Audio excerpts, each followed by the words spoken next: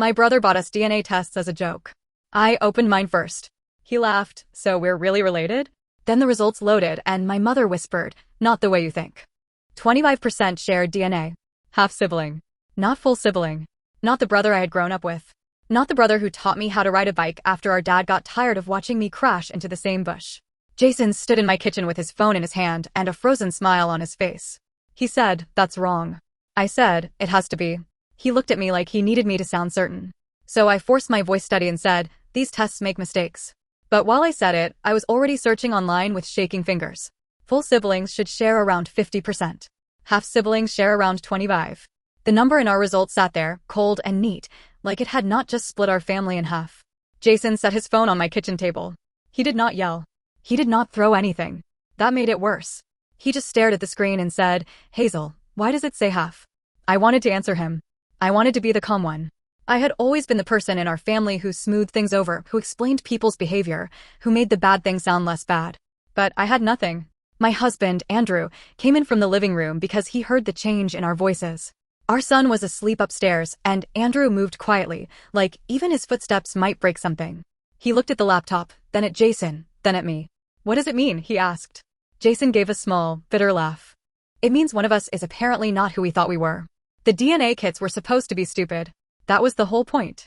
Jason bought them because our mother had spent years telling us we were mostly Irish, while our dad used to say we were probably a little bit of everything because nobody in our family could keep a story straight. Dad would say that while standing in the garage with sawdust on his jeans, grinning like he had just told the funniest joke in the world. He had been gone 6 years by then, but little things still pulled him into the room. A smell. A song. A crooked shelf he had built that none of us wanted to replace. Jason looked more like him than I did. Same broad shoulders. Same rough hands. Same way of standing with one hip leaned against the counter like the floor had personally offended him. When I was little, people used to say Jason was our dad copied and pasted. So when the DNA site called him my half-sibling, it did not feel like a fact. It felt like an insult. We spent the next hour trying to explain it away. Maybe the company mixed up the samples. Maybe sibling DNA could be weird. Maybe the website was using the wrong category. Maybe I clicked something wrong. Maybe Jason did. Every answer we found made the room colder. Jason rubbed both hands over his face and whispered, Dad was my dad. I said, of course he was. He looked at me. No. I mean, was he? That was the first time I felt truly scared. Because Jason was not asking about love. He was asking about truth. And those are not always the same thing. The next morning, Jason wanted to call our mother. I told him we should think first. He said, think about what? The website says my whole life is wrong. I told him DNA tests could be wrong. He said, then Mom can say that. I heard the anger under his voice, but worse than that, I heard fear. Jason was never the dramatic one. He was steady, quiet. The kind of person who fixed things instead of talking about them. If his tire went flat, he changed it. If the roof leaked, he patched it. If something hurt him, he swallowed it and kept moving. But this was not something he could fix with tools. He called our mother while standing in my kitchen. I stood beside him, my arms crossed so tightly my nails dug into my sleeves. She answered on the third ring. Hi, sweetheart, she said. Jason's face twisted for half a second. Like that one word had hit him somewhere soft.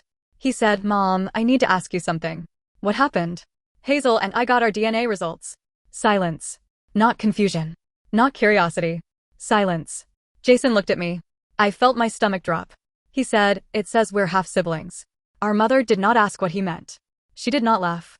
She did not say the company must be wrong. She said, those tests are invasive.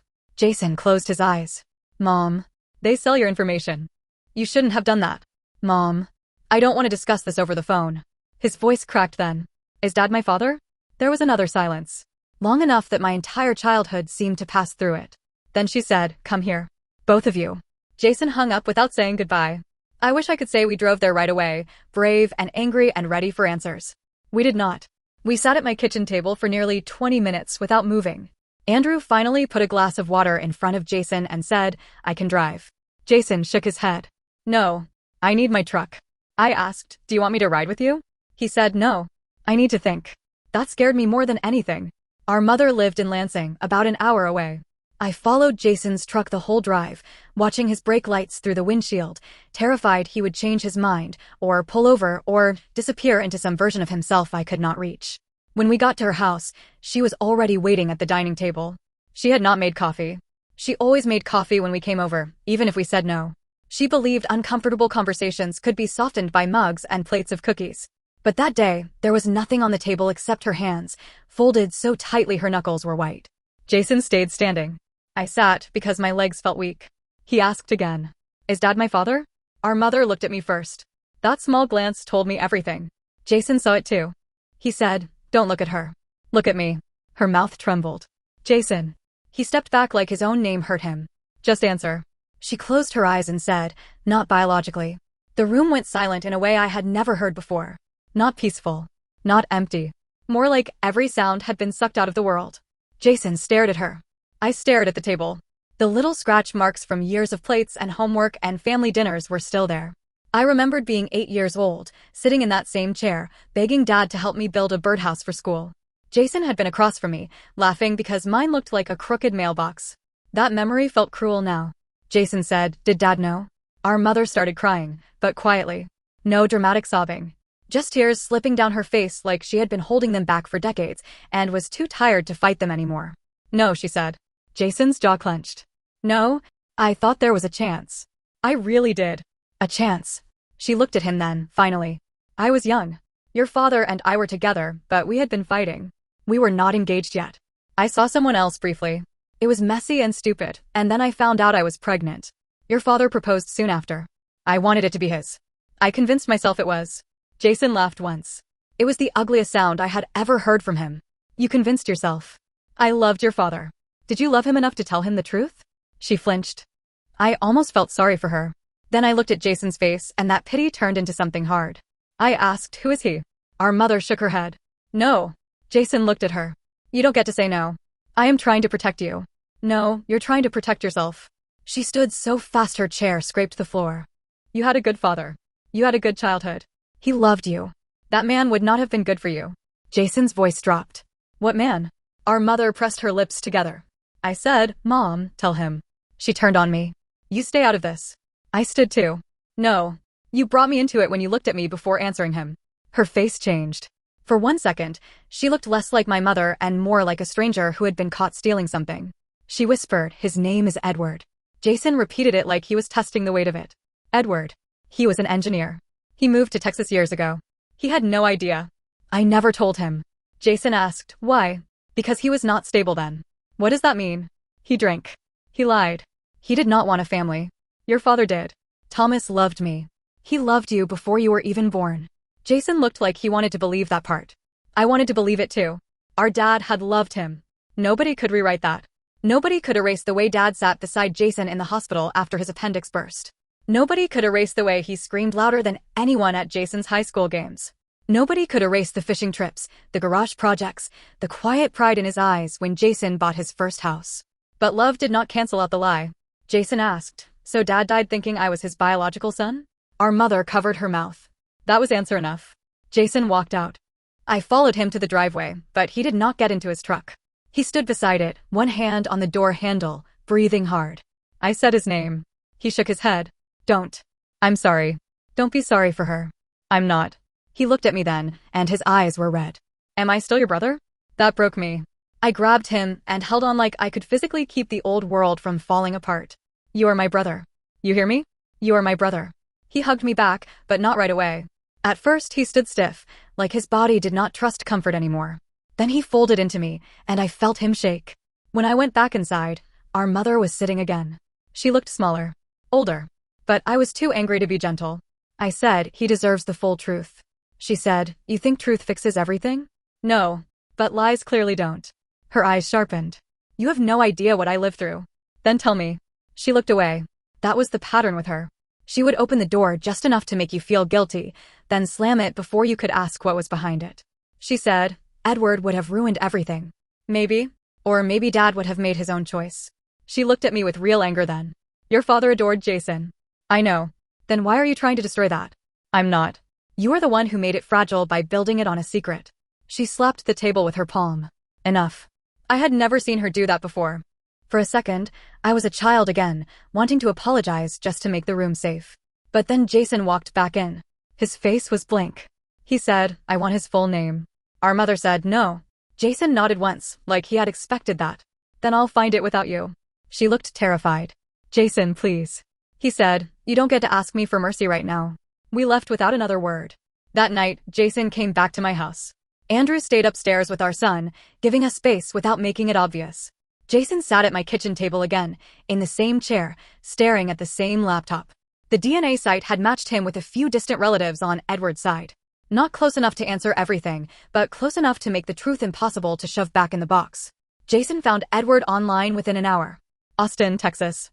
Married. 2 adult children. Clean profile pictures. Vacation photos. Birthday posts. A whole life sitting there like a locked house Jason had never been invited into.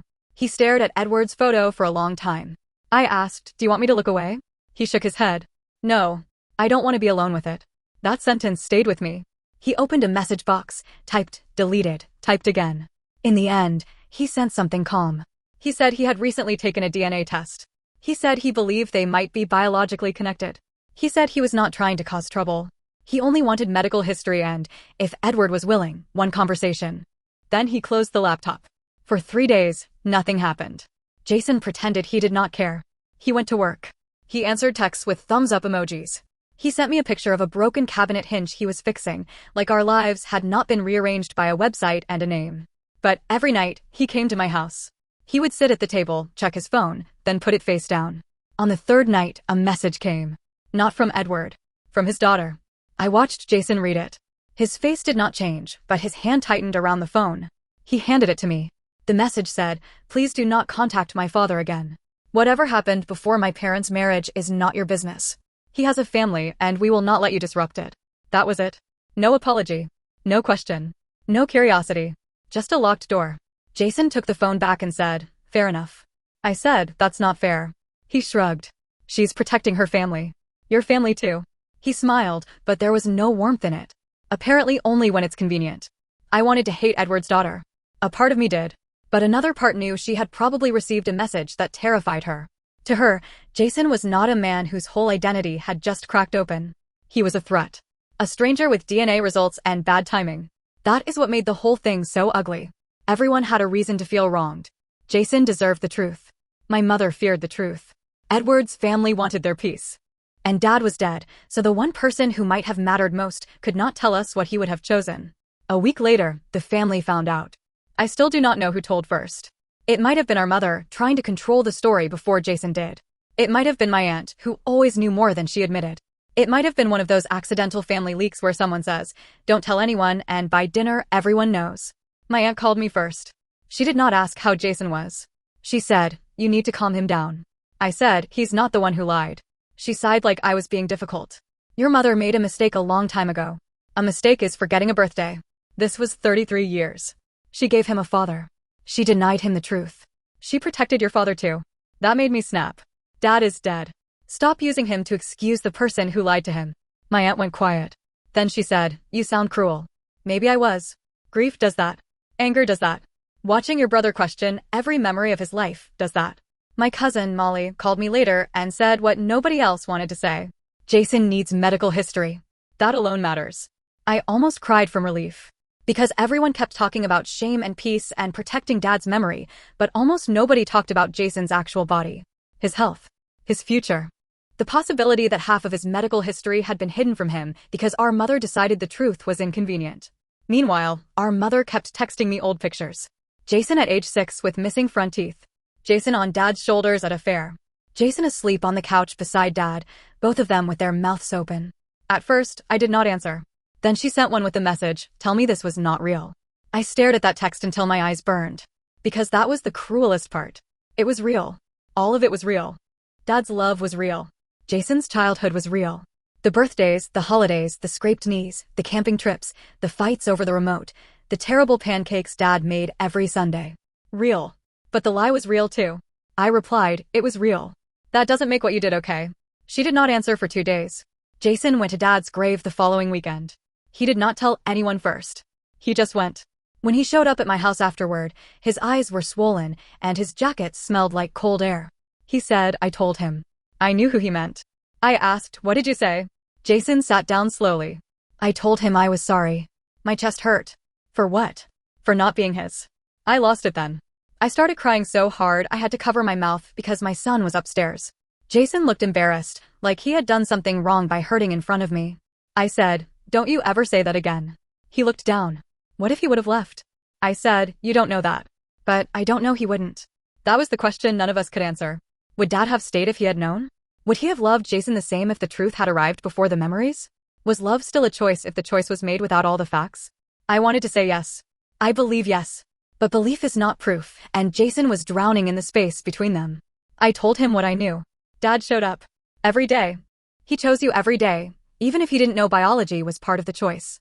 Jason wiped his face with his sleeve. That should be enough. But it isn't? He shook his head. Not yet. That was honest. Painfully honest. A few nights later, our mother came to my house. Andrew answered the door and asked if I wanted him to stay nearby. I said no, but I was grateful he asked. She stood in my entryway with a folder in her hands. She looked exhausted. "I found some things," she said. Inside the folder were old photos and a few letters. Not love letters. Nothing dramatic. Just pieces of a life before I existed. One photo showed her much younger, standing between Dad and Edward at some work event. Dad had his arm around her. Edward stood too close on the other side. I hated that picture. Not because it proved anything new, but because it made the past feel alive. They were not names anymore. They were people standing under bad fluorescent lights, making choices that would bleed into my kitchen 33 years later. My mother said I was scared. I said nothing. She sat at my table. "I know you think I am a monster. I don't. You look at me like one. I look at you like someone who hurt my brother." She flinched. Then she said something I did not expect. "I hurt your father too." For the first time, she admitted it without defending herself. I sat across from her. She said, "When Jason was born, Thomas cried. He held him and said he had never loved anything so fast." And I thought, how do I take this from him? How do I say, maybe he is not yours? I told myself I was protecting love. Her voice broke. But really, I was protecting myself from losing it. That was the closest thing to truth she had given me. It did not fix anything. But it mattered. I asked, "Why didn't you tell Jason after Dad died?" She looked at the folder. "Because then your father would not be here to defend what he felt. Jason would only have my lie." I thought silence was kinder. It wasn't. I know that now. I wanted to forgive her in that moment. I really did. I wanted the neat version where she cried, I cried, we hugged, and the family started healing. But forgiveness did not come. Only sadness did. I said, "You need to say this to Jason." She nodded. I tried. "He won't answer." "He will when he's ready." She looked at me, desperate. "Can you ask him?" "No." Her face fell. I said, "I love you, but I'm done carrying messages for secrets that were never mine." That was the first calm victory I had in the whole mess. Small. Quiet. No shouting. No revenge speech. Just no. For once, no. Jason eventually agreed to meet her at a coffee shop in Grand Rapids.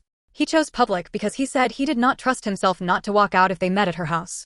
I sat in my car outside because he asked me to come but not sit with them. Through the window, I saw my mother cry. I saw Jason stare at his hands. I saw her slide the folder across the table. He did not open it. After 40 minutes, he came out. I got out of the car. He said, "She apologized." I asked, "Do you believe her?" He thought about it. "I believe she's sorry now." That was different from forgiveness. He knew it. I knew it. He said she told him Edward's full name, confirmed the details, and admitted Dad never knew. She also admitted she had no right to keep Edward's identity from him once he asked.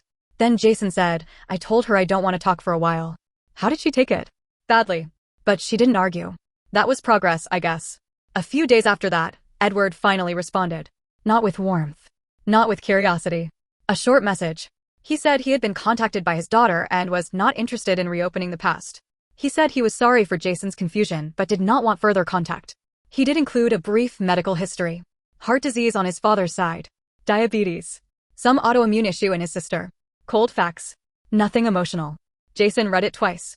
Then he said, "Well, at least I know what might kill me." It was a terrible joke, but I laughed because he did. Then he blocked Edward. He blocked Edward's daughter too. He said, "I'm done knocking on doors where nobody wants me." I asked if he was okay. He said no. But I'm done begging. That sounded like him again. Not healed. Not fine. But standing. The family is still split. My aunt thinks Jason should be grateful he had a good father and stop dragging everyone through old shame. Molly thinks he is handling it better than most people would. Andrew thinks my mother lost the right to control the truth the second the DNA results came out. My mother and I speak, but carefully. There is love there and damage. Both can exist in the same room. I do not hate her. I know she was young once. I know fear can make people choose badly and then spend the rest of their lives calling it protection. But I also know Jason paid for that choice. Dad paid for it too, even if he never knew. And me? I still feel guilty in a way that makes no sense. Guilty that nobody questioned my place in the family. Guilty that I can look at old photos without wondering if I was standing on borrowed ground. Guilty that I had the easier truth. Jason says I'm being stupid. He says, you didn't do anything. I know that. But feelings are not courtrooms. They do not care what evidence says. Last month, Jason and I drove to Holland, near Lake Michigan.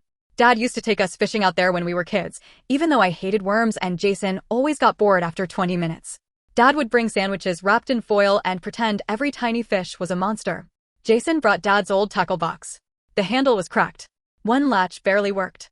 It still smelled like metal, lake water, and the peppermint gum Dad always chewed. We sat by the water for a long time without saying much. Then Jason opened the box and found Dad's old pocket knife inside.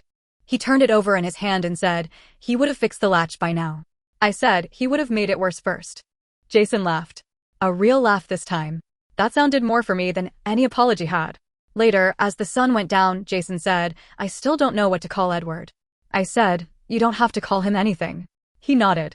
Then he said, Dad is still Dad. I looked at him. He kept staring at the water.